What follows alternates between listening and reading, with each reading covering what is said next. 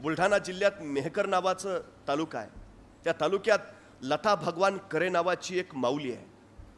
साधारण 65 वर्ष वय आहे तिचं. 3 मुली होत्या. 70चा नवरा. गरिबीशी संसार करत सगळं व्यवस्थित चाललं होतं. 3 मुलींची लग्न करून दिली. आयुष्यभर जेवढं काय कमावलेलं साठवलेलं ते सगळं मुलींच्या लग्नात घातलं. आता दोघं नवरा बायको दुसऱ्याच्या शेतात रोजानी जायचंय. जो काही रोजगार हातावर पडायचा त्याच्यातनं आपली सुखाची मीठ भाकरी खायची. आनंदात चाललं होतं अगदी सगळं. पण अचानक नवऱ्याची तब्येत बिघडली. बायकोला काय करावं कळेना. तिथल्या सरकारी दवाखान्यात घेऊन गेली.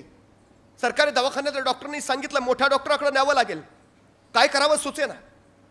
4 जणांकडनं शेजार पाजाराकडनं पैसे गोळा केले. नवऱ्याला सोबत घेतला आणि बुलढाण्याला गेली. तिथं नवऱ्याला दवाखान्यात दाखवलं. डॉक्टरांनी सांगितलं काय आणखी तपासण्या कराव्या लागतील पण त्याची सोय आपल्याकडे नाही. तुमच्या नवऱ्याला घेऊन तुम्हाला बारामतीला जावं लागेल. आता मात्र त्या माऊलीच्या पायाखालची जमीन सरकली. अरे आता इथपर्यंत यायला 4 जणांकडनं पैसे घेऊन आलो. आता बारामतीला जायचं कसं. तिथं आणि पैसे लागतील ते आणावे कुठून. करावं तरी काय. अरे पोटाची खळगी कशी बशी भरतो आपण. जगावं तरी कसं की आजारी माणसानं सरळ मरून जावं जगूच नये. त्या माऊलींच्या डोळ्यातनं घळघळ अश्रू ओघळायला लागले. करावं काय. ज्या माणसानं आयुष्यभर खस्ता खाल्ल्या, ज्या माणसानं आयुष्यभर स्वतःच्या खांद्यावर हा संसार पेलून धरला, ज्याने आयुष्यभर आम्हाला सुखाची सावली दिली, आज त्याच्यावर वेळ आली आणि आपण काही करू शकत नाही. ती माऊली आतल्या आत गलबलत राहिली. करावं काय.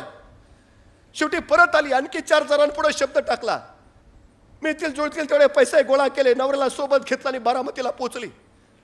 डॉक्टरांच्या पुढे नवऱ्याला दाखवलं. डॉक्टरांनी तपासणी केल्या आणि सांगितलं एक महत्वाची तपासणी करावी लागेल. आता मात्र तिचा धीर कचला.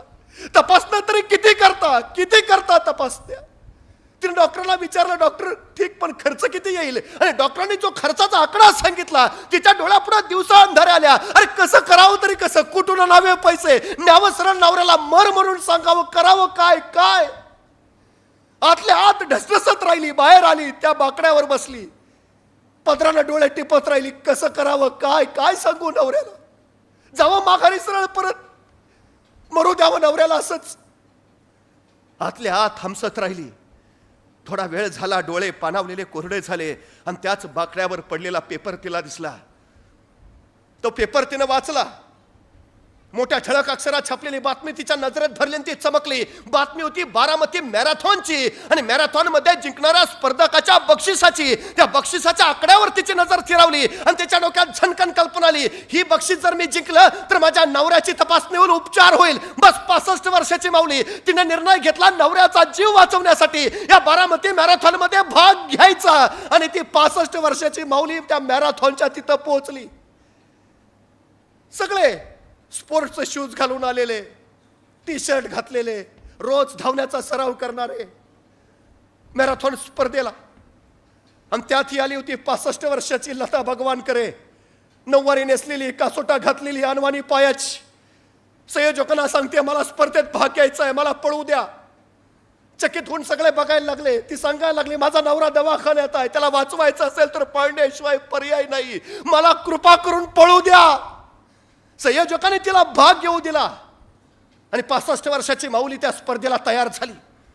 बघता बघता पट्टी पडली आणि मॅरेथॉन चालू झाले. बेभान होती लता भगवान करे पळत राहिली. आजपर्यंत रोजचे रोज कसलेले सराव करणारे धावपटू पळत आहेत आणि त्यांच्या बरोबर पळती 65 वर्षाची नऊवारी घातलेली, कासोटा नेसलेली लता भगवान करे. डोळ्यापुढे फक्त नवरा दिसतोय. त्याच्यासाठी पळायचंय, त्याला वाचवायचंय, त्याला जगवायचंय. बस जिंकलंच पाहिजे. दुसरा पर्याय नाही. बेभान पळते. आतापर्यंत पळली होती रानात जनावरांच्या माग. आतापर्यंत पळली होती संसारला ठिगळा लावताना. आतापर्यंत पळाली होती संध्याकाळचे 2 घास कमावताना. अशी मैदानावर कधी पळलीच नव्हती. पण आयुष्य आता पळायला लावत होतं बेभानपणे. पळत होती आणि अखेर आवाज झाला. स्पर्धा संपली आणि त्या बारामती मॅरेथॉनची विजेता ठरली ही 65 वर्षाची लता भगवान करे.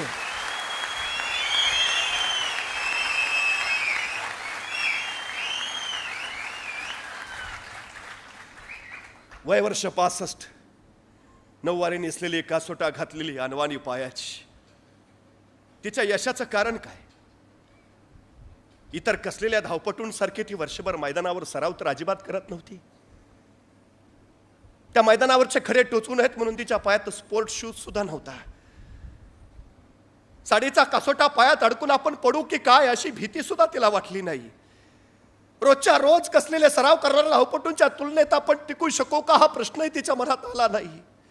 आपण आधी कसेच पळलो नव्हतो हेही तिला पळताना आठवलं नाही.